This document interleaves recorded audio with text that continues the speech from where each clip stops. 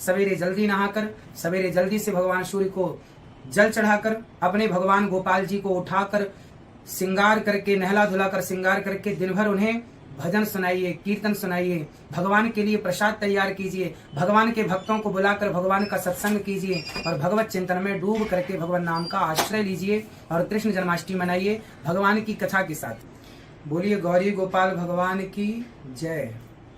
इस बार भगवान श्री कृष्ण का जन्म कब मनाया जाएगा, ये प्रश्न आप सबके मस्तिष्क में, मन मंदिर में घूम रहा है। तो आपकी जानकारी के लिए बता दूं कि इस बार भगवान श्री कृष्ण का प्राकट्योत्सव, जो जन्माष्टमी, श्री कृष्ण जन्माष्टमी मनाई जा रही है, वो 7 सितंबर 2023 को मनाई जा रही है, क्योंकि रोहिणी नक्षत्र 7 तारीख को है और सारे विद्वान और वृंदावन में, बिहारी जी में भगवान श्री कृष्ण का जन्मोत्सव 7 तारीख को ही मनाया जा रहा है। तो आप लोग भी अपने लाला की, अपने कन्हैया की सेवा और व्रत, जो जन्माष्टमी का व्रत करते हैं, सर्वश्रेष्ठ व्रत में कृष्ण जन्माष्टमी का व्रत है, तो आप लोग भी इस व्रत को जरूर रखिएगा।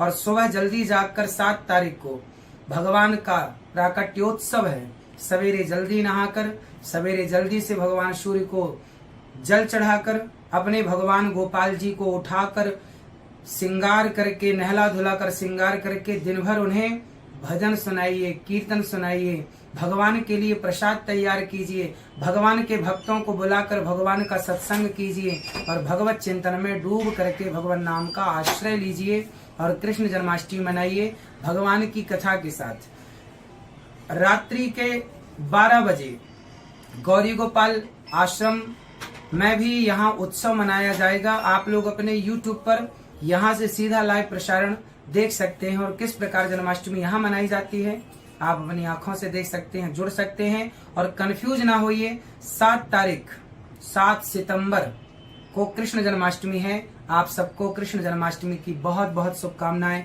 सबको जय श्री कृष्ण।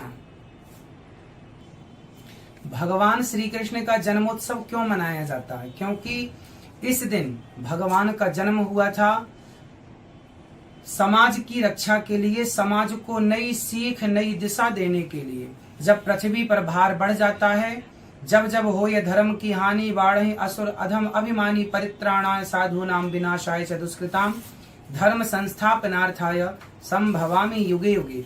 जब जब धरती पर अधर्म बढ़ता है, पापाचार बढ़ता है, दुष्टों का प्रचलन बढ़ जाता है, दुष्टता बढ़ जाती है, तब भगवान को इस धरती पर धर्म की स्थापना करने के लिए अवतार लेना पड़ता है। और धर्म क्या है ये बताने के लिए भगवान को खुद आना पड़ता है।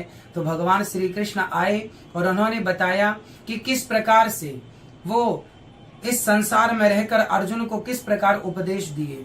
जो अर्जुन को उपदेश दिया है वो उपदेश हमारे और आपके लिए है। हम और आप अर्जुन बन जाएं और भगवान श्री कृष्ण को कृष्ण मान करके, अपने गुरु को कृष्ण मान करके और उसी उपदेश को ग्रहण करें जो भगवान श्री कृष्ण ने अर्जुन को प्रदान किया। गीता का प्रत्येक श्लोक भगवान की वाणी है और वो वाणी हम सबके जीवन को परिवर्तित करने के लिए पर्याप्त है। इसलिए आप भी इस कृष्ण जन्माष्टमी के दिन गीता पढ़ने का संकल्प लें और एक श्लोक रोज पढ़ेंगे और गीता के कुछ श्लोक याद करिए और उन्हें अपने जीवन में उतारिए, बच्चों को सिखाइए। भगवान हम सबको गीता देने के लिए इस धरती पर कृष्ण बनकर के आए। कृष्ण जन्माष्टमी का व्रत सर्वश्रेष्ठ व्रतों में एक व्रत है। भगवान श्री कृष्ण जब तक प्रकट नहीं होते तब तक भक्तों के अंदर उत्सुकता बनी रहती है, कब मेरे गोविंद आएंगे, कब मुझे दर्शन देंगे, कब मुझे कृपा दृष्टि प्रदान करेंगे। तो जब तक भगवान नहीं आ जाते तब तक संसार की किसी वस्तु में मन ना लगे, यही व्रत है। व्रत का मतलब होता है प्रतिज्ञा।